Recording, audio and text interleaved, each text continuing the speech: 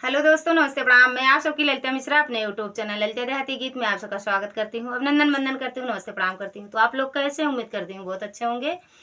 तो आप लोग को एक सोहर पर का चुटकुला उठान गीत सुनाऊंगी। पहली पहली बार बहू अपने ससुराल आती है तो सासू क्या क्या उनसे कहती हैं, कैसे समझाती हैं, आप लोग सुनिएगा और कमेंट बॉक्स में जरूर बताना कैसा लगा आप लोग का यह सोहर पर का चुटकुला उठान गीत। और अपना प्यार दुलार आशीर्वाद देना। हर हर महादेव। पहले पहले गौने आए सासू समझावे लागी, सासू समझावे लागी हो। बहुअर समाजी बूझी के रोटिया पोयू खवैया हमरे ढेर बाटे हो। बहुअर समाजी बूझी के रोटिया पोयू खवैया हमरे ढेर बाटे हो।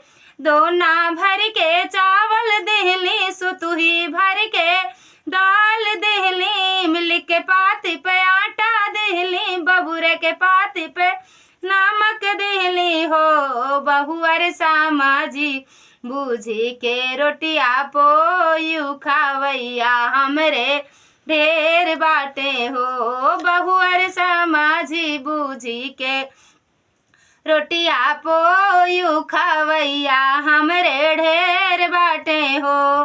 सोलाठी मेहरारू बाटी न, सोलाठी मन से धू बाटे, लड़ी का गदेला बाटे, हरे के हरवाहा बाटे, कुकुरा बिलरिया बाटे हो। बहुअर नैना दिव का लागे काले ऊना, समझ के रोटिया पोयू हो।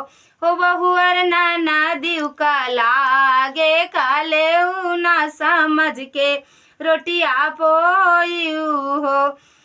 रामा रसोइया कह के आए, लोटा टाठी धई के आए, राम रसोइया कह के आए, लोटा टाठी धई के आए हो। सासू तनी मोरा मुड़े वापिराए, तो परोस के खियाए दे तू हो। सासू तनी मोरा मुड़े वापिरान, तो परोस के खियाए दे तू हो।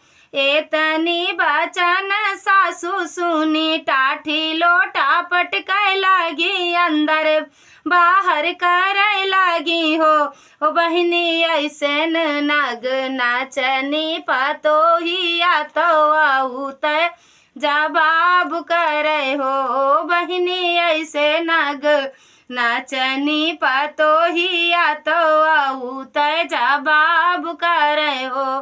थानेदार कह बिटिया यही, दरोगा कह बहिनी आई, थानेदार कह बिटिया यही, दरोगा कह बहिनी आई हो। सासू पढ़ल पंडित कह पतोहिया, तो हो से चलाक बाटे हो।